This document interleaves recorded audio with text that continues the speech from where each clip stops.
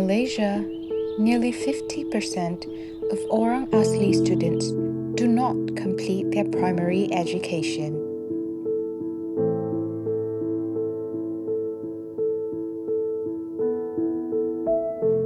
Language barriers and a lack of culturally relevant materials are key factors to this phenomenon. Today, we look at how Dr. Shin Yi and her team at Universiti Malaya are changing this through My Tribe, My Pride. A look into the Orang Asli Jakun community. Hello, Doctor. Could you briefly introduce yourself and tell us what inspired you to conduct this research? Hi, my name is Dr. Chiu. My first name is Shin Yi and my last name is Chiu, CHEW. My research interests are on the use of technology for language learning. So recently my project has been about creating culturally relevant language resources for the indigenous community.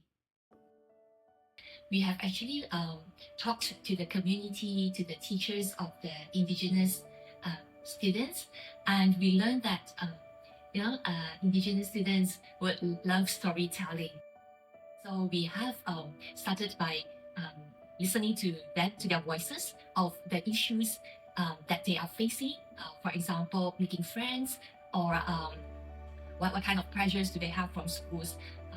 And then from there we created a fiction, and also we listen to and also we find details of their folklores. So far we have 2 fictions about issues of Orang Asli indigenous students, and we also have 2 folklores, one on Jakun community and another one is on CHENYANG community.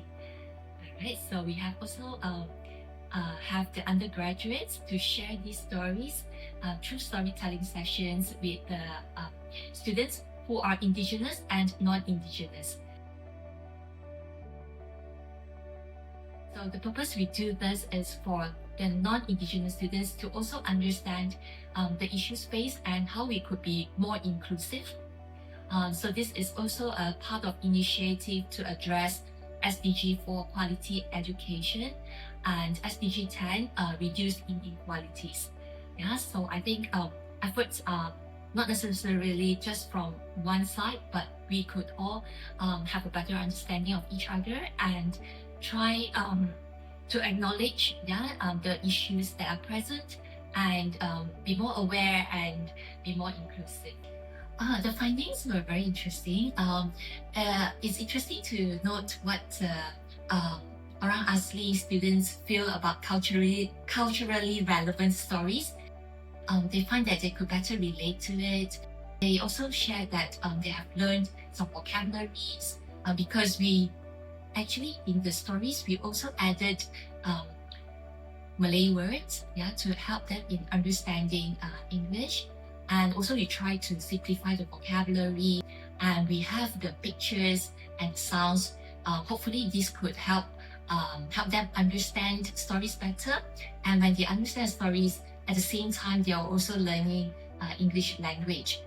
In future, I think it will be good that we continue to find out more stories about Orang Asli, folklores, issues, and when we share it with more, we could include more people to understand them, and we try to find some solutions so that they will not, they are currently considered as underprivileged or sometimes even called marginalized. So I think it's high time that we pay attention to the needs of the community. With the current lack of resources that are culturally relevant, it would be great that we develop more. I would also like to add that now I also have a grant. It's called EduSphere, in which we are now designing a virtual environment. There are different zones. One of the zones is cultural quarter, and we are basing it on the CHENYANG community. So I am very excited about this. Hopefully, we are now in the process of designing it. So last year we had the social linguistics students to interview the community, to design the content on the weddings of Orang Asli, and we are excited that we will be able to share this with the community next month. Thank you so much, Doctor. You're welcome.